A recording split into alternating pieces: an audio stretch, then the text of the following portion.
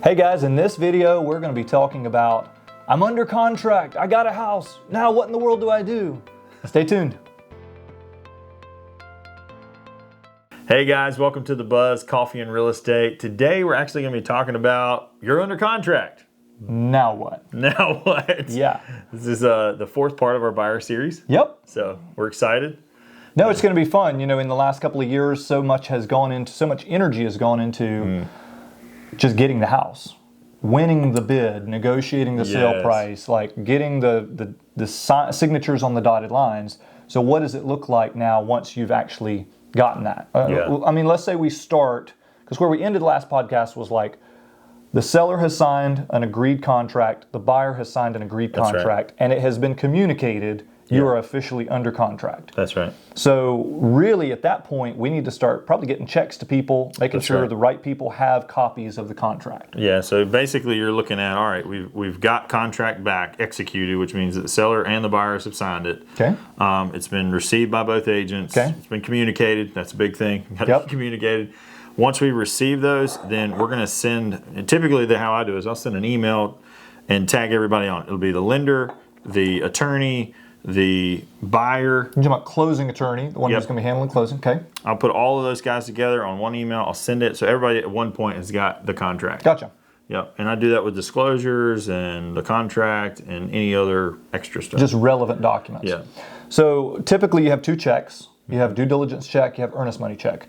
So we're wanting to get the due diligence check. That's made out to the sellers, in the seller's name. Yes. So Bill and Mary Smith are selling the house. Let's say we've got Jane, she's buying the house. She's going to fill out the due diligence check, whatever that was negotiated and agreed upon, to Bill and Mary. That's right. And that's something that goes into their account. They can spend it, all of that. If she closes at the very end of the process, Jane closes, she'll get that credited back on the closing statement. That's right. But she doesn't get that copy of that paper check back. They don't actually write her a check. That's right. Back. It's just credited back against her closing costs, whatever she owes. Exactly, because most people are going to owe, give her a random number, let's say $10,000 to $20,000. Sure, depending on what down payment they're doing and all of that.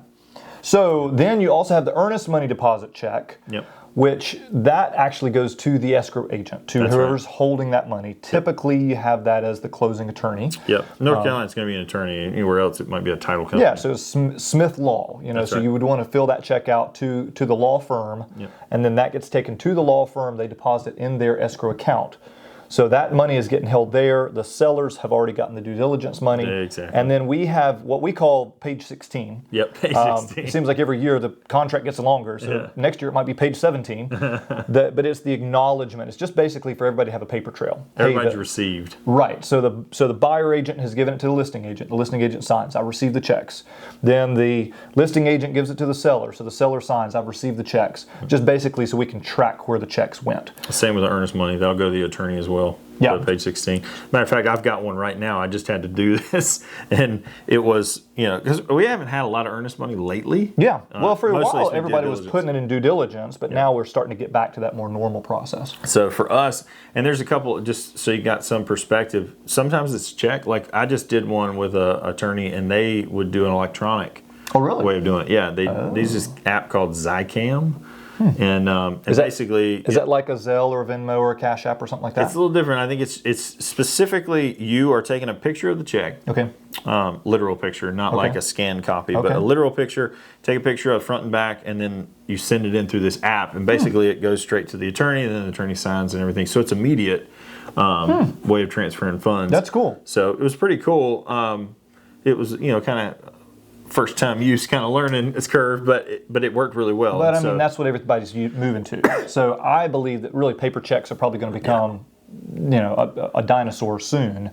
You're going to have either electronic transfers, like one of those, electronic transfer apps that we all use, or you're going to have something like that that's it's encrypted, it's in some sort of special program, but it's still instant. Yeah, but this is the first time I've actually had that happen.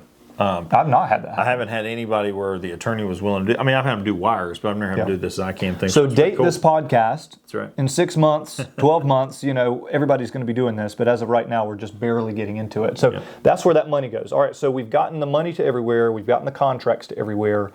Now, what are we moving into?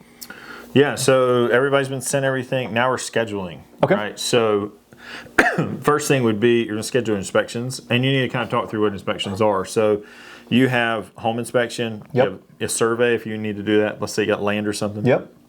You got your termite inspection. Yep. Radon inspection.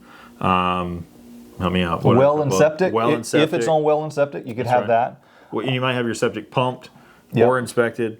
And then well, you can do a couple of tests. So you have the full panel, which is like if you have a VA loan, you have to do a full panel, which is basically you're hitting every single type of thing that could be in the water. 87 bacterias that could all be in the well. Yes. So you have that, and then you have just your standard panel, which is going to tell you if there's like iron and different things like that in there.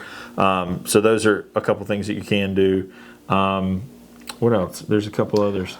I mean, those are the major ones. Yeah. Now you may have an older HVAC that you may want to have an HVAC inspection, or you may say, hey, there's bad plumbing or maybe suspicious plumbing, old plumbing under the house. So in addition to home inspection, and the home inspector may tell you this, their job is to go through it with a fine-tooth comb, but they're not a certified contractor. They're not, they're not a GC. Yeah. So they're always going to be kind of triaging. They're going to say, ooh, there's a possible issue with the plumbing.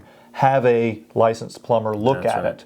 There's a possible HVAC issue. Have a licensed HVAC. And so to that degree, they can head off a lot of things at the pass, but they cannot give you the expert opinion. But I mean, home inspection, that's a must-have. Yeah. It's run you $450 to $550, depending on the size of the house. Yep. And then termite inspection is required by a lot of lenders, and it's just a good idea to do because it's $100. Oh yeah. And it just tells you if you got wood destroying insects. We call it termite inspection. There's actually powder post beetles and a couple of other things that eat wood, but termites are the most common in this area. Yeah, and those are the ones that I think it's funny because I've done a little bit of both. I've done like home inspection, and then they kind of, hey, you might want to have this done. And so then we've moved that direction. Sometimes they just do it up front all the way through. It really depends on, like you said, looking at crawl. Does the crawl look suspicious? Sure. So, some of those things is a good agent who will actually be able to see some of those warning signs. And then, also having somebody that has a little more expertise that can help say, okay, all of this stuff is not that big a deal. And we work with home inspectors that are teachers, which is nice because you got some home inspectors just like, oh, this house is crap. You need to run.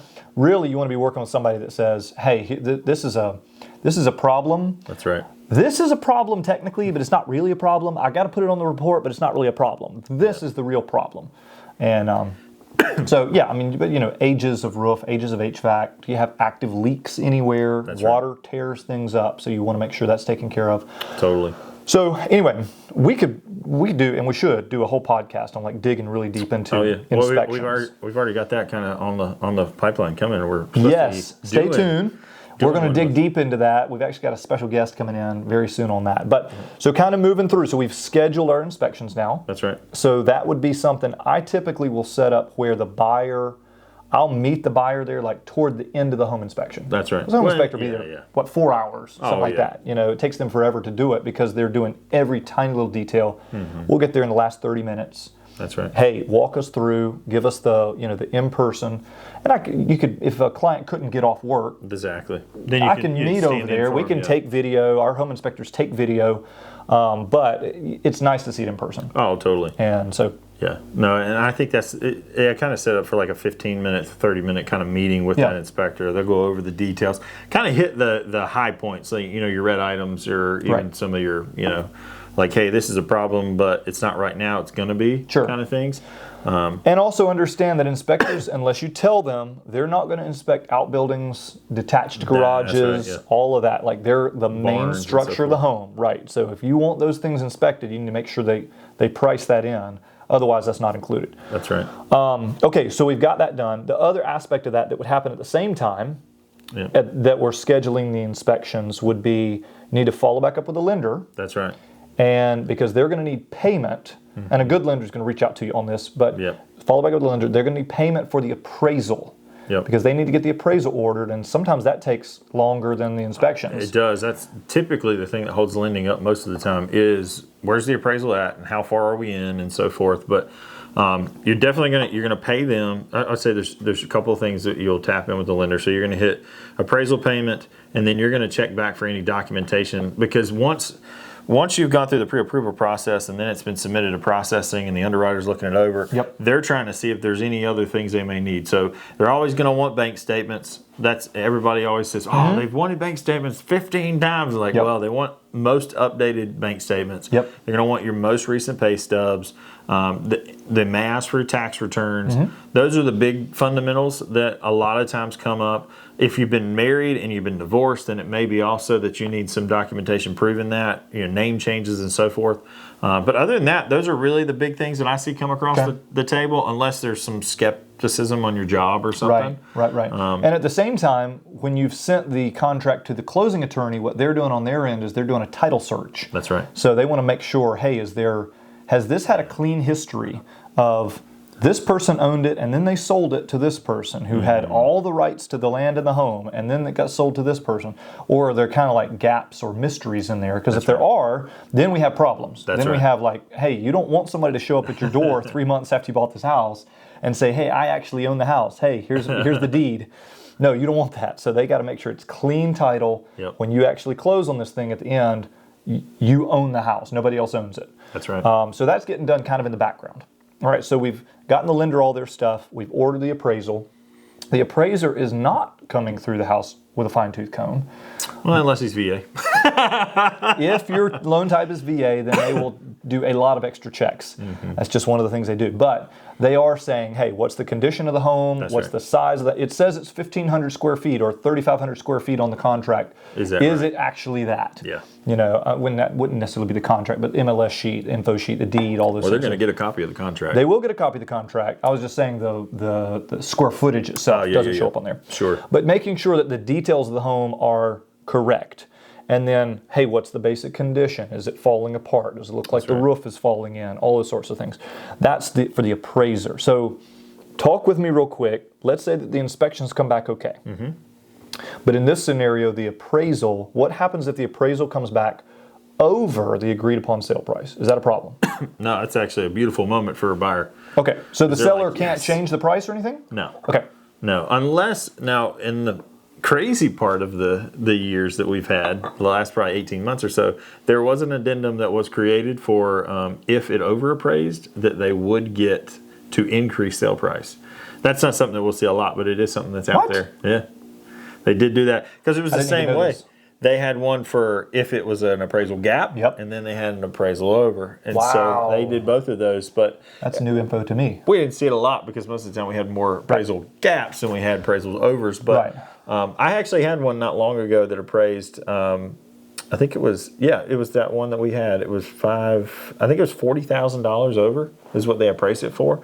And we had come in a little bit under the list price. So in that scenario, it would have jumped up 40 grand. So it's just saying a third party has said that it's worth 40,000. If you resold it next week, you'd make 40 grand. That's right. Is what they are saying.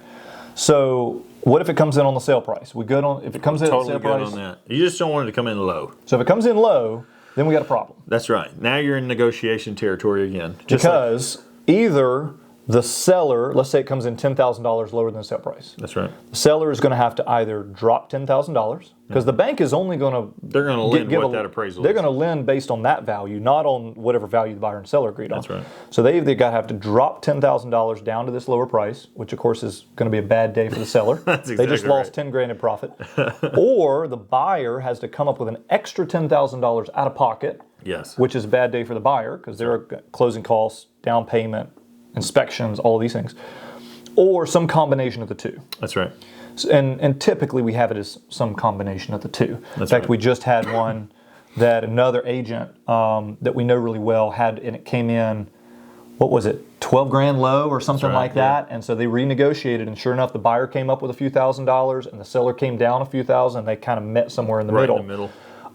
So that typically happens with a low appraisal because you got to go figure that out. That's right. And the seller can play hardball and say, hey, walk away, we'll keep your due diligence money, we'll go sell it again for just as much.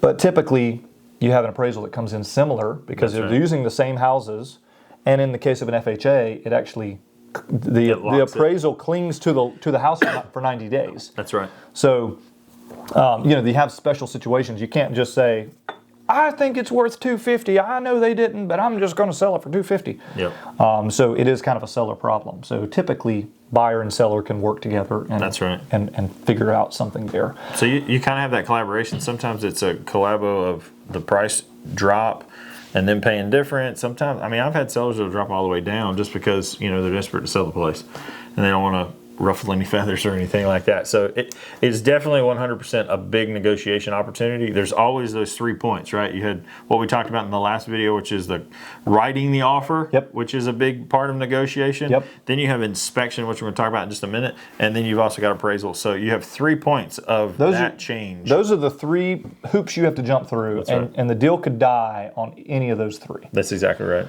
So let's say we've had a little appraisal, we made that resolution. We did our home inspection. They sent us a home inspection report. We looked at it. There's always going to be 37 items on there, 54 items on there, nuts.